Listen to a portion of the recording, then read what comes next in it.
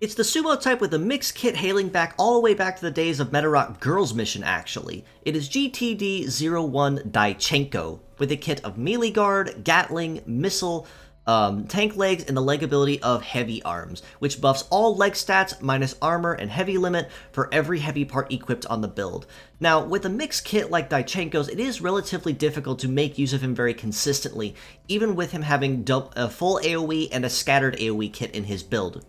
Melee Guard is a defense-based skill that, while on the plate, will intercept and nullify any and all incoming melee attacks at 0 damage, except of course Slip and Destroy, which of course counter this and bust the head in one shot,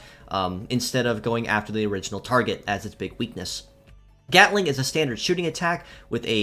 no major drawback or weakness, but it is a scattered AoE, meaning that it damages one part at normal damage, and then 2 other parts at random at 1/3 your damage. Missile, on the other hand, is a gunpowder skill with a full AoE, meaning it'll damage all 4 parts evenly across the team build. So, say for instance, if you do 4,000 damage, that is minus 1,000 HP per part instead of a solid 4,000 to a single one.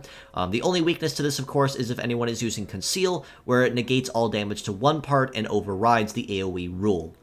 With tank legs, however, that does already right from start kind of hinder Daichanko's overall viability on the field, but he can honestly make up for it very easily with the heavy arms ability. And granted also that tank legs have a passive 30% damage reduction when tanking incoming attacks. With him being triple heavy, he can capitalize on this very easily and very quickly, making him even more of a pain in the neck than he was even before the tank legs got that passive buff with the 30% reduction. For these reasons, however, I would have to rate him a pretty solid 5 out of 10 for what he offers. He does have the HP department down, of course, being tank-legged and very high armor, but with him being a scattered AoE and a full AoE, that does make his overall viability on the field kind of limited and tricky to capitalize on. But, however, as mixed parts, on the other hand, definitely a little higher at a 6 out of 10, given that melee guard is something you can use pretty consistently in just about anywhere that needs that melee guard's defense skill, and the tank legs with the heavy arms can be capitalized on pretty easily, actually,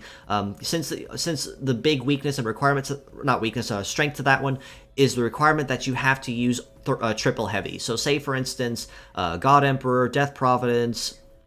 Grain as another example, anyone that is triple heavy essentially can capitalize on these legs and get that highest bonus to their to the leg stats as possible to pick up what the legs are leaving behind at the cost of having the naturally higher armor and shoot resist, which are made even higher, of course, if the heavy arms, or rather once the heavy arms kicks in at its fullest potential.